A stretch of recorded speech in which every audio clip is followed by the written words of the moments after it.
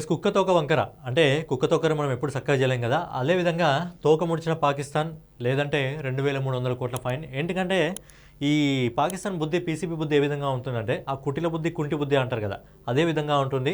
మరి పాకిస్తాన్ ఇప్పుడు ఇండియాతో మ్యాచ్ ఆడుతుందా లేదా ఫిబ్రవరి 15వ తారీఖున అనే విషయం గురించి మాట్లాడుకుందాం. అంతకంటే ముందు నేను మీ Gaurav, welcome back to our channel wall poster. So రెగ్యులర్గా ఇలాంటి వీడియోస్ కోసం మన వాల్ పోస్టర్ ఛానల్ సబ్స్క్రైబ్ చేసుకొని ఫాలో అవుతుండండి. సో ఏంటంటే బంగ్లాదేశ్ ఏదైతే ఒక నిర్ణయం తీసుకోవడం జరిగిందో, ఇండియాతో మ్యాచ్ ఆడబోము, మేము ఇండియాకి రాము అని చెప్పి మా మ్యాచెస్ని వేరే వెన్యూకి మార్చాలని చెప్తే ఐసీసీ ఒప్పుకోలేదు. ఒకవేళ రాకపోతే గమ్మున కూర్చొని చెక్కభజన చేసుకోమని చెప్పింది. సో ప్రజెంట్ వాళ్ళు అదే పని మీద ఉన్నారనుకోండి. ఇక నెక్స్ట్ ఏదైతే బంగ్లాదేశ్ ఉందో, బంగ్లాదేశ్కు మద్దతుగా పాకిస్తాన్ ఏంటంటే మేము భారత్తో మ్యాచ్ ఆడబోము అని చెప్పి ఒక వారం కిందట అధికారంగా ఐసీసీకి ప్రకటించింది. సో అప్పటి నుంచి పీసీబీకి ఐసీసీకి బ్యాక్ డోర్లో ఏదో ఒక చర్చలు జరుగుతున్నాయని అనుకోండి. ఎందుకంటే ఐసీసీలో ఏవైతే ప్రజెంట్ కాంట్రాక్ట్ ఉందో ఆ కాంట్రాక్ట్లో అన్ని టీమ్స్ ఉంటాయి. ఈ కాంట్రాక్ట్లో కానీ ఏదైనా ఒక టీం ఆ కాంట్రాక్ట్ని తెంపేస్తే ఖచ్చితంగా ఐసీసీకి నష్టాలు వస్తాయి. ఐసీసీకి నష్టాలు వస్తే ఖచ్చితంగా ఏదైతే ఆ కాంట్రాక్ట్ని తెంపేసిందో ఆ టీం కూడా నష్టాలు ఉంటాయి, భారీ ఫైన్ కూడా ఉంటుంది. ఒకవేళ ఇప్పుడు ఈ కాంట్రాక్ట్ కానీ తెంపేస్తే ఒకవేళ పాకిస్తాన్ భారత్తో కానీ మ్యాచ్ ఆడకపోతే దాదాపుగా 2,300 కోట్లు ఫైన్ పడబోతుంది. మరి ఇదొకటైనా అంటే ఏదైతే బ్రాడ్కాస్ట్ ఉంటుందో ఆ బ్రాడ్కాస్ట్ నుంచి ఒక 200 కోట్లు ఫైన్ పడుతుంది. అలాగే పాకిస్తాన్కి ప్రతి సంవత్సరం ఐసీసీఐ నుంచి దాదాపుగా 316 కోట్ల రూపాయల రెవెన్యూ పోతుంది పాకిస్తాన్ బోర్డుకి. సో అది కూడా దానికి కూడా గండిపడుతుంది.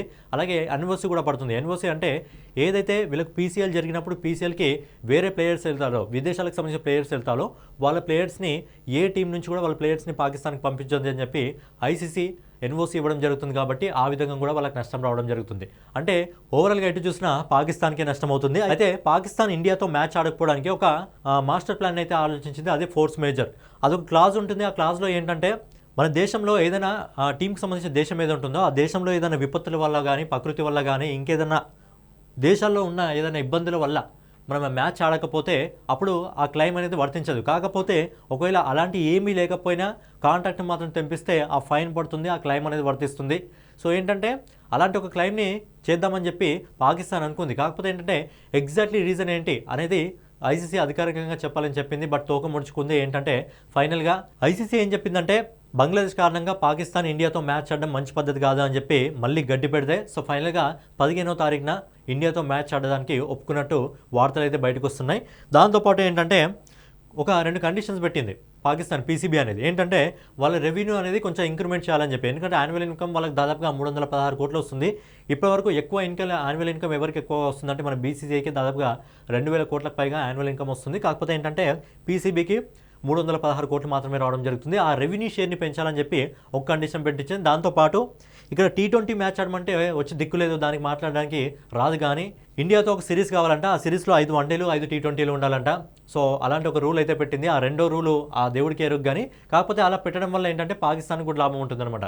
ఎందుకంటే వాళ్ళకు అక్కడ అడ్వర్టైజ్మెంట్ జరుగుతుంది, వాళ్ళకు అక్కడ రెవెన్యూ పెరుగుతుంది, అక్కడ పోడ్కాస్ట్ ఏదైతే ఉంటుందో వాళ్ళకు కూడా రెవెన్యూ పెరుగుతుంది. కాబట్టి వాళ్ళకు కూడా లాభం వస్తుంది. బట్ ఏంటంటే ఎలా ఉంటుందంటే పాకిస్తాన్ సిచ్యువేషన్ ఎలా ఉంటుందంటే ఇద్దరు ఫ్రెండ్స్ ఒకవేళ పెళ్ళికి వెళ్దాం అనుకుంటే ఇంకోడు నేను రాను అని చెప్పి వాడికంటే ముందు వీడియో పోయి ఆ పెళ్లి భోజనం చేస్తుంటాడు. అలా ఉంటుంది పాకిస్తాన్ బుద్ధి. ఫస్ట్ నుంచి ఇదే బుద్ధి.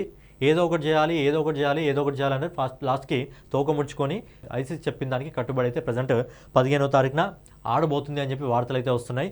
ఎందుకంటే ఆడకపోతే రన్ రేట్ పరంగా నష్టపోతుంది, పాయింట్స్ పరంగా నష్టపోతుంది. మ్యాచ్ 2 పాయింట్లు లూజ్ కావడం జరుగుతుంది. ఆల్రెడీ చిన్న దేశాలు నమీబియా, అమెరికా దేశాలు లాంటివే పెద్ద పెద్ద దేశాలకు షాక్లు ఇస్తున్నాయి. నేపాల్ లాంటి దేశం నిన్న ఏ విధంగా మ్యాచ్ ఆడిందో అందరికీ తెలుసు. ఏకంగా నేపాల్ దేశానికి ప్రపంచవ్యాప్తంగా అప్రిషియేషన్ అనేది దక్కుతుంది. సౌత్ ఆఫ్రికాకు సంబంధించిన ఫాస్ట్ బౌలర్ డేల్ స్టెయిన్ సైతం నేపాల్ టీంకి మీకు ఏదైనా హెల్ప్ కావాలంటే చెప్పండి, నేను వచ్చేస్తాను అని చెప్పి అలాంటి ఓపెన్ స్టేట్మెంట్ ఇవ్వడం జరిగింది. అలా ఇప్పుడు నేపాల్కి ప్రపంచవ్యాప్తంగా ప్రశంసలు అందడం జరుగుతుంది. నేపాల్కి ఏ విధంగా ప్రపంచవ్యాప్తంగా ప్రశంసలు అందుతాయో పాకిస్తాన్కి ఆ విధంగా ప్రపంచవ్యాప్తంగా విమర్శలు ఎదుర్కోవాల్సి వస్తుంది. ఒకవేళ ఇండియాతో కానీ వాళ్ళు మ్యాచ్ ఆడకపోతే చాలా అంటే చాలా నష్టపోవాల్సి వస్తుంది. సో అందుకే ఆలోచించి మళ్ళొకసారి కిందికి వెనకకు ఒకటేసారి ఆ పెంక మీద అటు తిప్పి ఓవరాల్గా ఏంటంటే మ్యాచ్ ఆడడానికి ఒప్పుకోవడం జరిగింది. ఎందుకంటే మ్యాచ్ ఆడకపోతే దాదాపుగా 2,300 కోట్లు వాళ్ళు ఫైన్ కావాల్సి వస్తుంది. తింపి కొడితే పీసీబీ వాల్యూ ఎంత అంటే 600 కోట్లు. 600 కోట్లు పీసీబీ వాల్యూ. వాళ్ళు 2,300 కోట్లు ఏడికని కొడతారు. ఏంటంటే వాళ్ళ కోపం వాళ్ళకే శత్రువు అవుతుంది కాబట్టి సో ఫైనల్గా ఏంటంటే మ్యాచ్ ఆడడానికి వాళ్ళకి ఒప్పుకున్నట్టు వార్తలు అయితే వస్తున్నాయి. సో ఏంటంటే పాకిస్తాన్ ఏదో చేద్దాం అనుకుంటుంది, అది అటు తిరిగి మళ్ళీ వాళ్ళ మీదకి ఎఫెక్ట్ కొడుతుంది. కాబట్టి ఏంటంటే ఫిబ్రవరి 15వ తారీఖున పాకిస్తాన్కి ఇంకా ఇండియాకి ఏదైతే శ్రీలంకలో మ్యాచ్ జరగబోతుందో ఆ మ్యాచ్ జరిగే అవకాశాలే ఎక్కువగా ఉన్నాయి. సో ఫైనల్గా అయితే మన వీడియో మీకు నచ్చినట్లయితే ఖచ్చితంగా లైక్ చేసి కామెంట్ చేసి సబ్స్క్రైబ్ చేసుకొని మన వాల్ పోస్టర్ ఛానల్ని ఫాలో అవుతుండండి.